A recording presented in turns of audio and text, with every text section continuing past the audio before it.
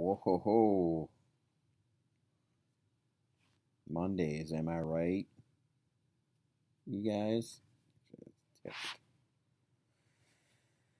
Hey, it's early in the morning, so I'm a little tired. But again, the the things the sacrifices I make to bring you this high quality content, um, just sh- should be known. Uh, I'm gonna talk about Amy Schumer today. Again, I'm like one cycle behind. But you guys haven't been commenting very much, like the last three posts or so. So I might not post any content today just to let you guys catch up. Um, I'm going to talk about Amy Schumer. So let's do that. As I think I mentioned in the description, right, she's a pretty divisive figure in Hollywood, in comedy. Um, Guys are usually quick to point out her joke theft scandals that I think people make way too much of. Um, and they love to get butthurt about that, right? It's mostly men who do this. And, you know,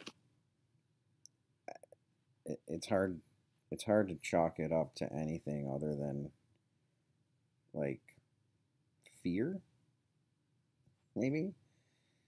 A lot of men in the industry and in, just audience, members or whatever are threatened by a woman who can hang with them, right? Speaks her mind, and acts in an atypical way. And when we talk about typical, what do we mean? Well, we mean you know uh, subjugated, basically, as women have largely been, you know, forever. Um, so I don't even waste my time talking about, oh, well, she steals jokes. I'm like, everybody steals jokes. Um, and it's not gratuitous. And someone will be like, well, look at this video. It's just not even worth talking about because the contributions that Amy Schumer has offered towards not just the comedy profession, but um, women in general are just far outweigh it. And here's another point.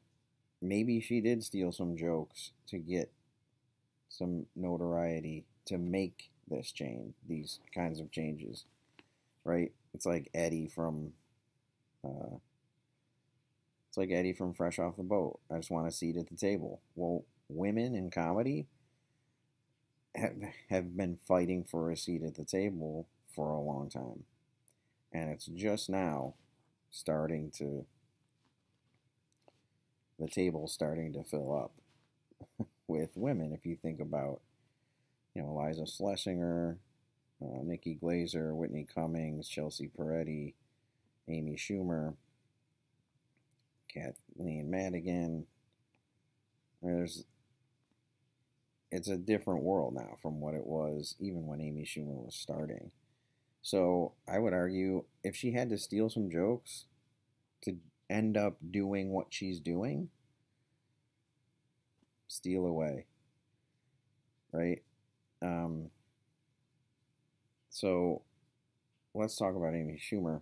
Why is she so divisive? And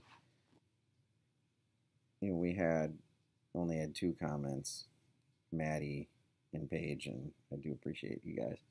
Um, And you both pretty much hit the nail on the head. Um, it's because she's not what the world or America or anyway. It's funny how you can do that, right? It's not how the world, and as you keep sort of reducing, it's not how America, right? It's not how men want women to be. They don't want, and this is, again, this is 100% stereotypical, but the stereotype has borne out over time that this is true. Um, and she's not what society deems acceptable for a woman, and that she's a little heavy. She talks about sex. She talks about her body. She talks about women. Like, you're not supposed to do that. I know it sounds insane. Um, but yeah, she transgresses, all these different ideas of femininity that we're so sort of entrenched in, or that we cling to so tightly. Um, and she's made a career out of it, right? And to those people who are like, oh, Amy Schumer, oh, she's annoying, whatever, you know, they usually don't have a very good argument for why they don't like her. It's usually what, she's not hot enough or something. Like, it's, yeah, or, oh, I don't want to hear about your period or whatever. It's like, that's so dumb. Like, that's really not an argument. And she makes that connection. She's like, I talk about sex and I'm this witch, but guy, I mean, that's literally all male comedians talk about is sex, and they're like praised for it. Um, so this is worth noting too. Um, what she's done, she's sort of progressed through something that we talk about a lot in my classes, is this idea that most comedy, good comedy, goes through this progression, right? You start as the jester,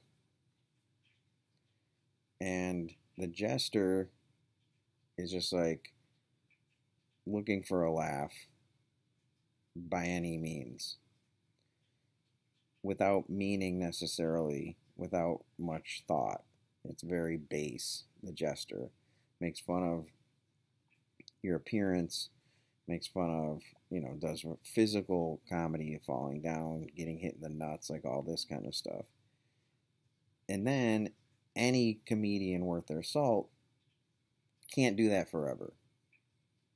So they move to the next stage, which is poet, where you get better with language and constructing jokes and, storytelling and things like that, right? And you start to develop. But the final step in this sort of journey is philosopher. Like, that's the goal of a good comedian, is to get to the point where the jokes sort of adorn the ideas, right? So you're known equally for being funny and meaningful, which is stuff that we've talked about before. So you can look, if you start to break down stand-up comedy that way, you can put comedians into one of those three categories. Some never get out of the jester stage, right? I would argue the Kevin Harts of the world never get out of the jester stage. Some are just really good storytellers, but the meaning's not necessarily there, right? And some, the best, I would argue, combine, they marry humor, meaning, you know, critical thought, all those kinds of things to give you this, enriching performance. So I have tremendous amount of respect for those who have made that progression, who have consciously decided, I don't want to just be this clown, you know, I want to I want to make a difference. I want to have, you know, I want to, I want what I say to have some import. So, Schumer's one of these for me that I've seen like very distinctly go through those three stages. And that is to be commended, right? Because it would have been very easy for her to just stay in the poet stage or whatever, the second stage, and just tell all these stories about, oh, I like to drink and fuck and I'm a woman, so the end. But she's moved into the realm of advocacy, right? She is, you know, she's an advocate for women. And this all predates Me Too, by the way. She was blowing the whistle long before Me Too, if you look at her career. Sarah Silverman's another one who, when she first started, and especially female comedians, to get that seat at the table, I think a lot of them felt like I have to do what the men are doing. So it's natural. That's their jester stage. They start out doing gross out sort of stuff about sex and, how they're just like the men. And some stay right there. I think Whitney Cummings, until her last special, Whitney Cummings, she had just sort of been festering in this jester stage of just like, men and women are different. Isn't that hilarious? Like, that was almost every one of her jokes. Is like, men are like this, but women are like this. And you're like, yeah, okay. Now her last special, which came out after Amy Schumer really sort of broke down the wall and Me Too happened, then she started becoming a little bit more introspective and thinking about, well, I have this voice and what have I been saying and all this kind of stuff. So if you're a Whitney Cummings fan, her last special was really good, I thought, and showed that progression. Sarah Silverman has made that progression to the point where, she had a show on Hulu, I Love You America, that was literally about how comedy can save us, right? So Amy Schumer, her sketch show, if you guys haven't seen it, you're gonna see it coming up in the next couple weeks here. You're gonna see some sketches from her sketch. Her sketch show was brilliant because it, it primarily focused on women and their plight in this patriarchal, male dominated society. And she's been a consistent voice for women. So if you look at her sketch show, and we will, like I said, and that was in 2013. And then this special that you guys watched live at the Apollo is 2015. Like, this is all before Me Too. And like I said before, she is blowing the whistle loudly with all this stuff, with sexual assault, with body image, with just women politically, like having control of their bodies and things like that, with the double standards largely set up by mainstream media, Hollywood, and advertising, Madison Avenue, as they call it. So she's doing all of that before it really hits. And people start to be like, oh shit, we should probably not be this anymore, right? And of course, there's still people resisting that.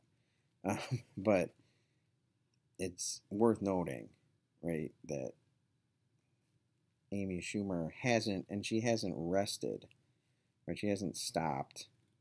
And she made that movie Snatched, which was a fucking, because Trainwreck is insanely good.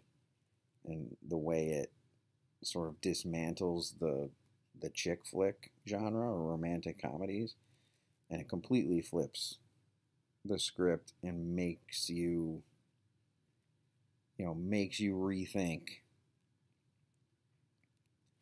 um, love and how Hollywood generally portrays relationships in a really fucked up way, right? Especially for women. So if you track her career, it's like just building towards. I think Trainwreck is like the peak of her career. Then she did Snatched and those fucking Bud Light commercials with Seth Rogen, and it was like, okay, and the leather special, like that era was a low. It was a setback, I think. And she was just kind of like phoning it in. But she had laid this great groundwork, and now if you listen to her podcast, like it's all about advocacy for women. And I'm not saying like Snatch. Snatch is just a bad movie. Like everybody makes bad movies. But the leather special was, comedically speaking, it seemed like a regression when, she had paved this way for a lot of not just female comedians, but women in general, right? If you listen to her podcast, it's all about being an agent of change and giving voice to the voiceless. Like I think that's something I haven't mentioned yet this session. Like that's another function of comedy, is to give voice to the voiceless. And women have for the longest time not been heard, right? And I think Amy Schumer's at the forefront. So if we're going to talk about this special specifically, I'll tell you, there's just a funny story about it. Like when it came out, I was watching it with my wife, and in the special, she's wearing this really kind of short skirt and whatever. And my wife's first comment was, she shouldn't be wearing that. It's just not, it just doesn't fit her right. Like she goes into this whole thing about like, why is she wearing that? And it just shows you how, I mean, it couldn't have been any more perfect for the purposes of this, talking about it. And I'm like, that's how ingrained these ideas of body image and appearance and the hoops that women have to jump through, even to just be seen, right? My wife, who is a woman, some of you may have had questions about it.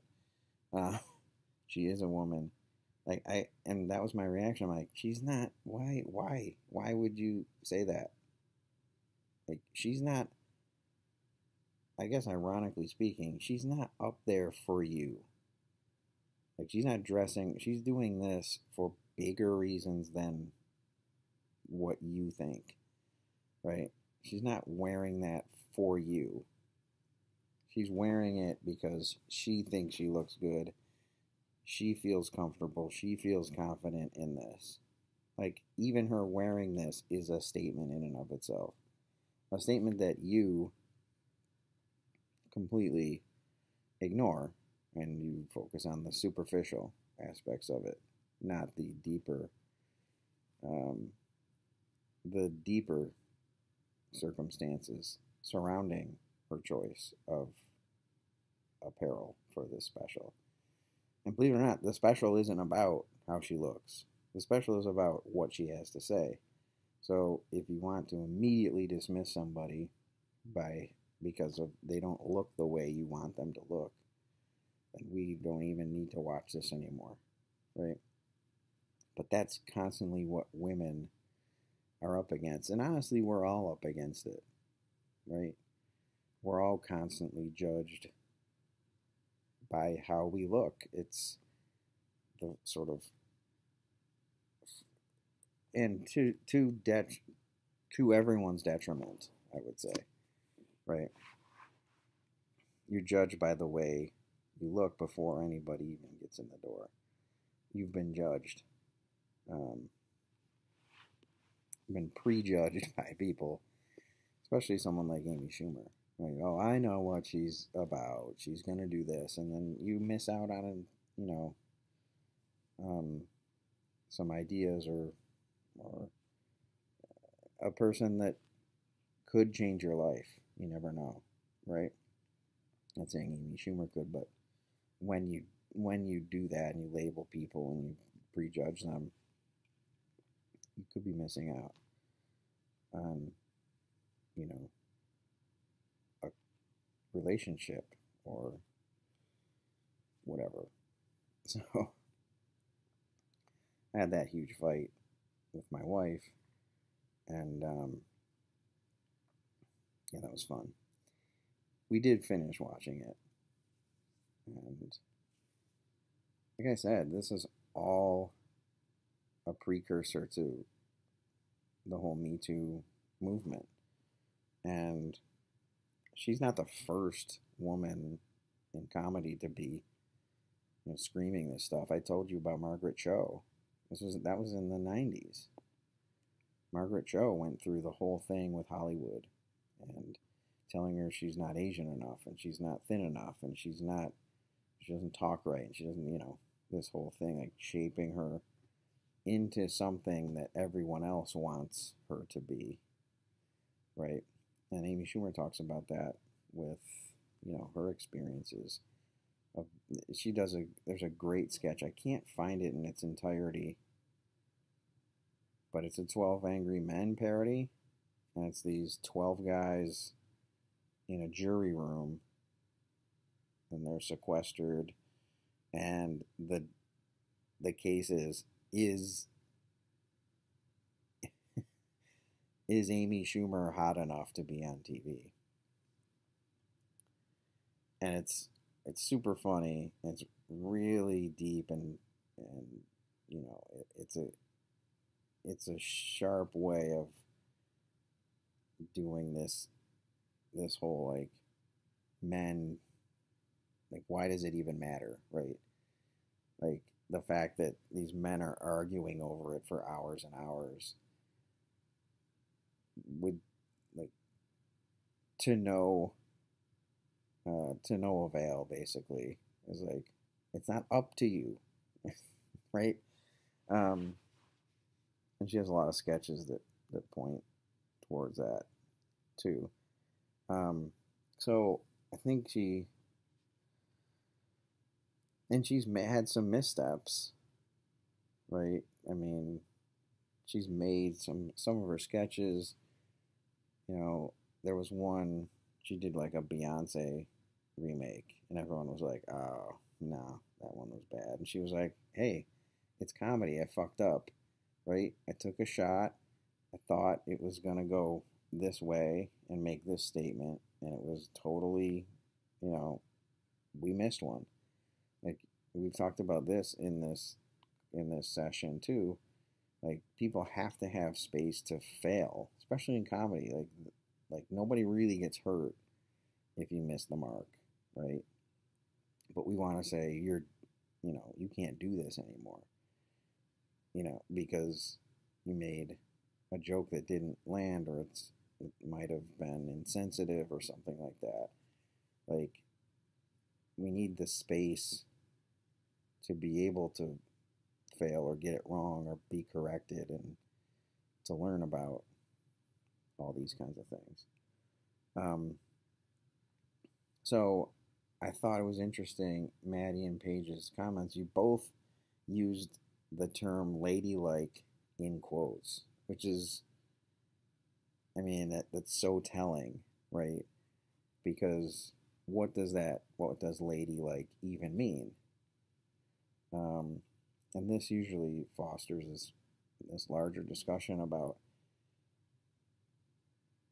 I get, maybe this is another creed. This is Credo number 10. Um, nothing is everything. Does that make sense? Or is that, maybe that's not it. There, nothing is, no, yeah, nothing is everything. What is ladylike? What is masculine? What is feminine?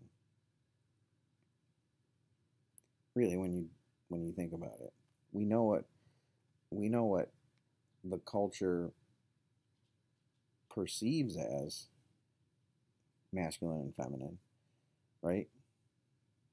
Masculine, to be a man, you need to like tools, trucks, booze, guns,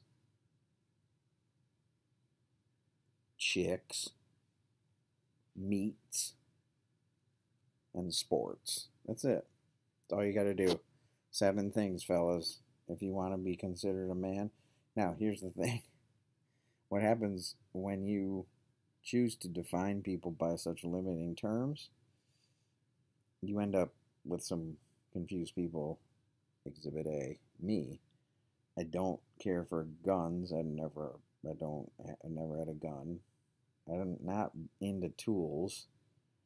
I don't really give a shit about like what car I drive or if like it's got a Hemi or trucks or power or stuff like that. I do like ladies, I suppose. It's just the one. I mean, I like all ladies, you know what I'm saying. I like sports. I don't drink, so I don't like booze. And what was the other one? Meats. I like meat. So out of 7, I would say I'm 3. So am I 3/7 of a man? Because I don't particularly care for those other things. And being a woman means these things. Now, the more you sort of pick at it, the more you realize a lot of this is driven by a capitalistic society. Like the only people who are invested in keeping those things separate and rigid is corporate America for advertising purposes. Like these things are for men, these things are for women, these things are for kids. Blah, blah, blah. And you go down the line. Like, but it's, I mean, I don't think, I mean, I guess it is hard because people can't do it, but to say that something is just for women or ladylike is obnoxious, right? And I think Amy Schumer fights against that, right? Like saying that sexuality is this, is this that men have ownership of that as a discussion topic is obscene. In most cases, in many cases, women are involved in sex too. They have sex as well. So they have sexual experiences and desires and all these kinds of things. Despite what men or the society might want to think about them, they have them, right? So why have women been denying this huge part of their lives for so long? It's stupid, right? So when you start to break things down, nothing is everything. In other words, no thing is all the things. So no man is all of the things and none of the other, right? We all have feminine tendencies. We all have masculine tendencies. So, who cares? Well, I think everyone knows the answer to that. We all care. But saying that talking about sex is a masculine activity, is limiting and just not true. um, or when women talk about it, it's transgressive somehow, and they're sort of slutty or whatever, right, pejorative term. Yeah, it kind of does wrap into that whole discussion about the double standard of slut versus stud, right? Guys who fuck a lot are studs, and it's like to be praised and admired, and women who fuck a lot are sluts and whores and sort of depraved or something. And it goes back to Victorian bullshit, all this stuff. I'm not going to get into that, but the main takeaway should be like Amy Schumer was out blowing the whistle on these gender dynamics that have been skewed forever, long before um, Me Too and the culture at large started to acknowledge these things. And she's been doing it in a funny, um, compelling way too, like not just lecturing us about women and things like that. So yeah, this special I think is a part of that uh, phase of her career. Right, there's a sketch show and this special, and then Trainwreck, and it was like, holy shit, she just fucking nailed it, and kind of ushered in the Me Too era, I would argue. So thank you, Amy Schumer. All right, have a good Monday, guys, and catch up on your comments.